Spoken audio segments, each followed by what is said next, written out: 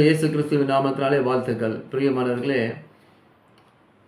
வானத்தையும் பூமியும் சிருஷ்டித்த சர்வ சிருஷ்டிகர் இயேசு கிறிஸ்து, மகிமையின் ராஜா, அவர் தன் சீஷர்களுடனே சென்று கெத்செமனே என்ற ஒரு இடத்திலே அவர் தன்னுடைய சீஷர்களான பேதுருவோடும் செபதேயின் குமாரர் இருவரையும் கூட்டிக் கொண்டு போய் துக்கமடவும் வியாகுலப்படவும் அவர் தொடங்கினார். அல்லேலூயா. அவர் அந்த இடத்துல போய் முகம் குப்புற விழுந்து அவர் பிதாவை நோக்கி ஜெபிக்கிறார். இந்த பாத்திரம் நீங்க கூடுமானால் நீங்கட்டும், ஆனாலும் என் சித்தத்தின்படி அல்ல, உமது சித்தத்தின்படி என்று அவர் அப்படியாக தன்னை தாழ்த்தி தன்னை வெறுமையாக்கி அவர் அந்த இடத்துல ஜெபம் பண்ணி கொண்டிருந்தார். 3 முறை அவர் ஜெபம் பண்ணி கொண்டிருந்தார். தன்னுடைய சீஷர்கள் எல்லாம் விழித்திருங்கள் என்று சொல்லியிருந்தார். ஆனால் அவர்கள் விழித்திருக்கவில்லை. ஆனால் இந்த பரம தகப்பன ஒரே பரம குமாரன் இந்த வலியானது இந்த உலகத்திற்கு அனைவரோட பாவத்தையும் அவர் சுமக்க போறாரு. எப்படிப்பட்ட ஒரு கடினமான ஒரு பார சுமை, அதை நினைத்து அவர் அந்த இடத்துல அவர் அது எப்படிப்பட்டதா இருக்கும் என்பதை உணர்ந்து அவர் பிதாவிடம் அவர் ஜெபிக்கிறார்.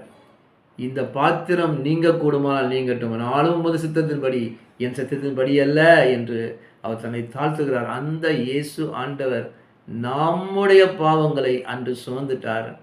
ஆனாலும் இன்றும் நாம் பயந்து கொண்டிருக்கிறோம்.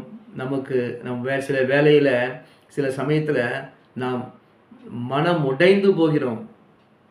ஆனால் ஆண்டவர் அன்று மனம் உடைந்து போனார்.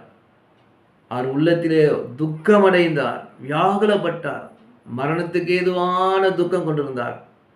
அதனால் நம்முடைய துக்கம் என்பது ஆவிக்குரியதாகவும் இயேசு கிறிஸ்துவுக்காக எதுவும் செய்யலையே ஒரு துக்கம் இருக்கணும். ஆனாலும் இந்த உலக பாடுகள் நம்ம என்ன செய்யும் என்று நாம் நினைக்கும் பொழுது, இந்த இயேசு அருமையான ஆண்டவர் நமக்காக ஒரு அன்னைக்கு கெத்செமனேயிலே முதலாவது ரத்தத்தை சிந்தினாரே, கண்களிலிருந்து தன்னை தாழ்த்தினாரே, எதற்காக அப்படி செய்தார்? நம்ம நல்லா இருக்கணும், மனித குலம் நல்லா இருக்கணும் தான் செஞ்சாரு என்று சொல்லி அந்த அற்புதமான ஒரு இயேசு ஆண்டவர் செய்த தியாகத்தை நாம் எப்போது நினைத்து நாம் ஆண்டவருக்கு நன்றி செலுத்துவது மட்டுமல்ல, ஆண்டவர் எதிர்பார்க்கிற ஒரு வாழ்க்கை, ஆண்டவருடைய குணாதிசயங்களை அவரை போல நாம் வாழ வேண்டும். நம்மை போல நம் அடுத்தவர், நம் சொந்தங்கள், நம் பந்தங்கள், உற்றார் உறவினர்கள், சொந்தக்காரங்கள், நண்பர்கள், அக்கம் பக்கத்தில் இருக்கிற வேலை செய்வர்களை எல்லாரும் நன்றாக இருக்க வேண்டும் என்று நாம் நினைக்க வேண்டும். ஆண்டவருடைய தியாகத்தை நினைப்போம். ஆண்டவருக்கு